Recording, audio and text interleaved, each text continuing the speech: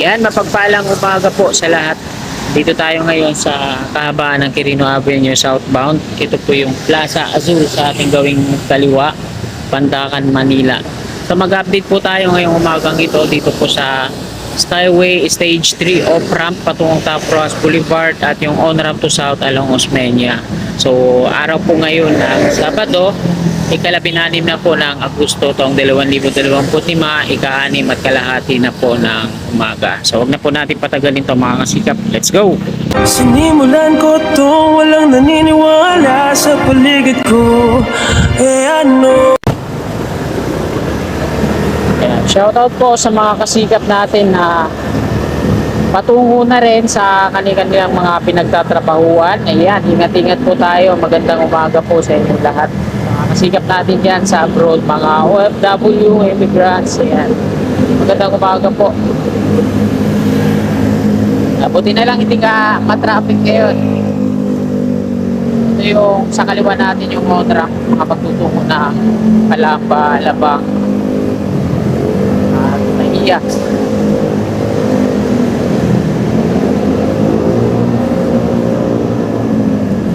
So, kanan muna tayo dito sa may nag-turn interchange. Ito yung Quirino Avenue Extension. Silipin natin kung ano na yung status dito sa off-ramp patungong UN. Ito yung sa kanan po natin.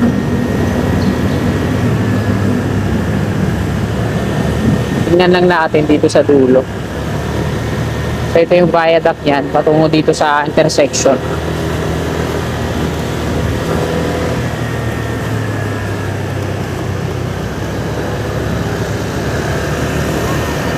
So, wala pang senyales. Kung na nilang gagawin, bibiyakin o sisirain yung Center Island doon sa kabila. Pero wala pa.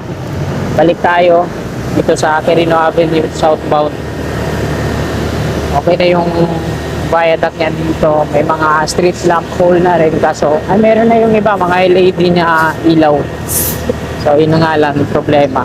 Yung pagdudugtong. Ito naman yung off-ramp magaling north patungo dito sa ilalim dito sa Quirino Avenue southbound, kagaya niyan, kakababa lang.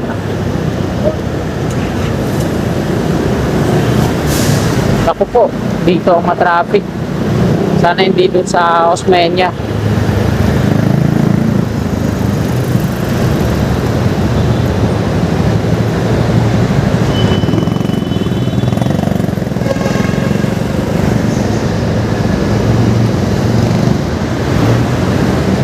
Hindi naman kasi may iwasan dito mga kasikap na magkaroon ng traffic kasi kapit-kabilaan ginagawa yung pavement. Nasa Pedro Hills Street na tayo. Sa kanan yung umpisa na mga pier columns ng off-ramp. Ito yan, ikukunin ko. Konkreto na po lahat yan. Ganyan na. Dinidismantle na yung mga forma na ginamit. Ganun din dito. So, ang next na step niyan, installation na ng mga concrete girders.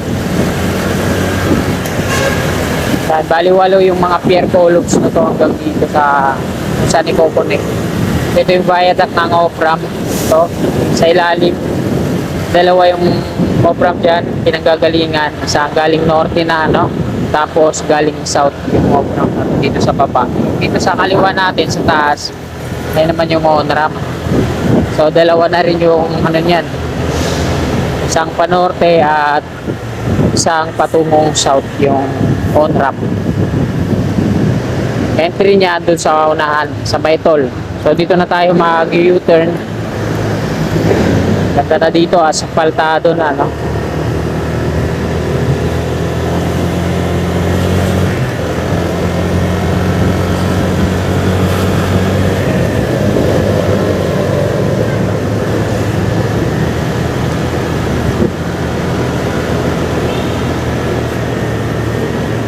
ito yung on-ramp sa taas.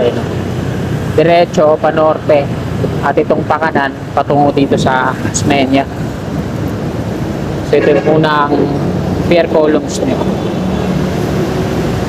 malinis na. Tapos yung hindi pa, yung kasunod na pier, ayan yung meron pang forma. So di natin alam kung kompleto na yung dulo. Pangatlo hanggang dun sa dulo, may mga steel girders na. Sa kabila naman, sa kaliwa, yung off-ramp, ayan, lahat kompleto na yan.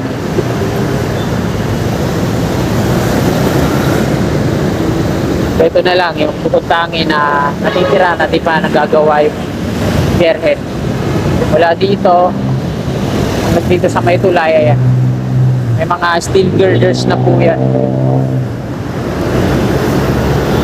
Dito sa mixing span na to, para preto na, no? So dito mga kasigap, ito na yung bago magtulay dito sa ano natin, likod, tapos hanggang doon, tulay po ito dito sa ilalim. At ito yung mga steel girders na gagamitin. Na-assemble na dito, pinagdudugtong-dugtong. Bali dalawa yan, may nakabag na rin doon. Nandiyan na rin yung mga lifter. So inaantay na lang talaga dito yung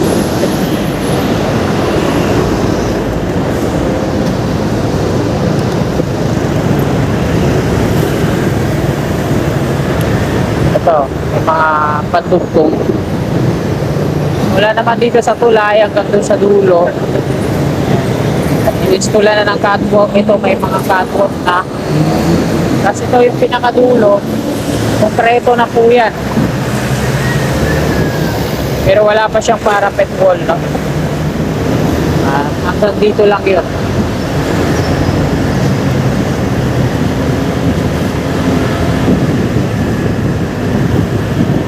Dito na tayo sa Osmeña Highway.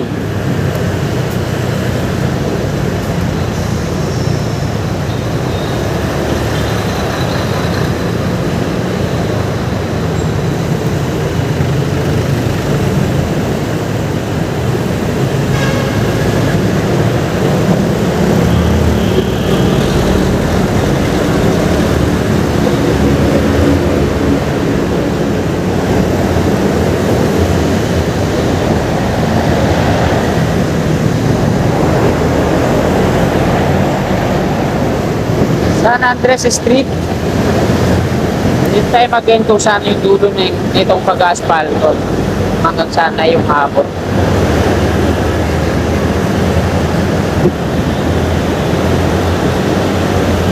Lalagyan na rin nila ng mga road markings.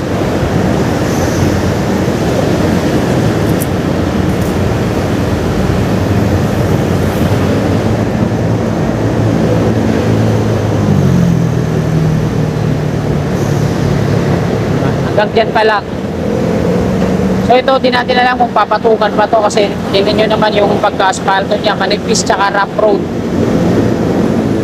Ayan mga kasika, hanggang dito na lang po itong video na to. Maraming pong salamat sa inyong walang sawang suporta. Ayan, bago nyo sana lisanin itong video na to, baka pwede naman pong maglambing. Palike naman po, papalo. God bless you. Tulad ko lahat ng mga